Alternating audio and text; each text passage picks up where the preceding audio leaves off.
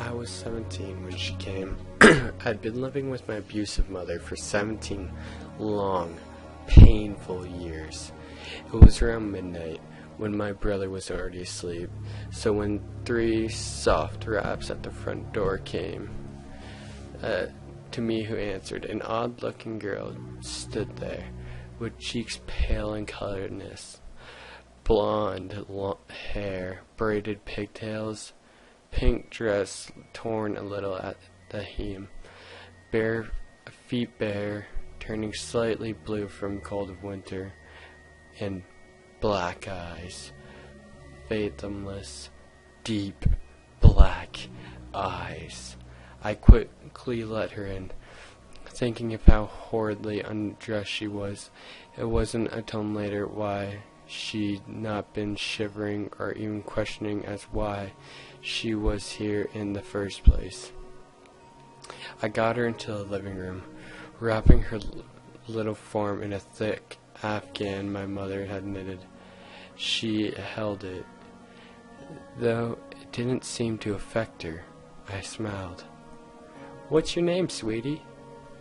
A long silence passed, in which she stared at me. I was beginning to be discomforted by her black gaze and her parted lips, and it spoke in a soft voice. "Lucy Morgan." I nodded, smiled again. "You can stay here tonight, Lucy," I said, mentioning to sleep on the couch. She curled up in a little ball, black eyes still on me. I exited the room. That night I slept soundly, not worrying about my mother beating me or the strange little girl on my couch. When the morning came, I trudged into the kitchen. I was greeted with a coffee mug to the shoulder. I gave a feeble shout of pain, staring at my mother. "What the hell did you do? Why is there dirt on the couch?" she shouted, confusing me greatly. Upon investigation, I found that Lucy had vanished. The only proof she had been there was some dirt that must have fallen off the dresser feet. I took responsibility, earning myself a strong hit to my cheek, then left for school. While there, I heard something that sent chills through my spine. Lucy Morgan was found dead last night. I passed the day waiting for any more news on the subject, but none was found. Upon arriving home, the news was broadcasting a live report on her, though. Lucy Morgan, age of 6 of age, was reported dead at 7 last night. Her body was located in the backyard, buried in her pink dress. So far there's been no sign of her mother, Marissa Morgan, who is suspected to be the killer. Marissa has repeatedly abused Lucy multiple times, which would be responsible for her death. Suddenly, a picture of Lucy appeared on the screen.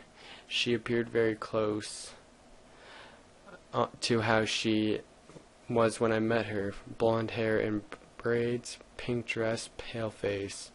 Only her cheeks had color, and her eyes were very baby blue. To the most, this would have seemed inappropriate, but to me it was. She died before arriving at my house. If this newscaster was true, died hours before, I tried to play it off. Going about my business, I went to bed early so not having to see my mother. It had been around midnight when I woke to cold fingers stroking the bruise on my cheek. I sighed, leaning into a small hand. "Never again," Lucy whispered, before her hand had vanished. Not 10 minutes later, I heard my mother screaming. I rushed into her room, nearly fainting at what I saw. My mom was being thrashed wildly on her bed. A small creature had buried its face into her chest. All I could hear was the sound of flesh tearing. My mother was screaming, increased in volume. I wish I hadn't gotten up. Later on, I'd tell myself I hadn't, but I had. So when Lucy pulled back from the gaping hole in my mother's chest cavity, I had a pain of viewing her razor-sharp teeth, glinting in the light, glinting with my mother's blood. She smiled innocently at me for a moment before swiftly tearing out my mother's jugular. That time I didn't faint. That time I did faint. When I came to, I was in my bed. I walked to my mother's room, morbidly curious getting the best of me. Upon opening the door, I found the room was empty, bed made neatly, as if my mom had left for work early. The only oddities, there was dirty child footprints in the open window, showing that Lucy had the fact visited. I never saw my mother again. I never missed her either. I eventually got married. We had a child together. I named her Lucy. Recently, I noticed that the neighbor's daughter had all sorts of scrapes and bruises on her arms. I've started watching their home, and the other day I saw something odd. A little girl running barefoot through their backyard up to their back door. It was around midnight, so I couldn't be sure, but she met my eyes with her black ones. I could have been sure she mouthed two words at me.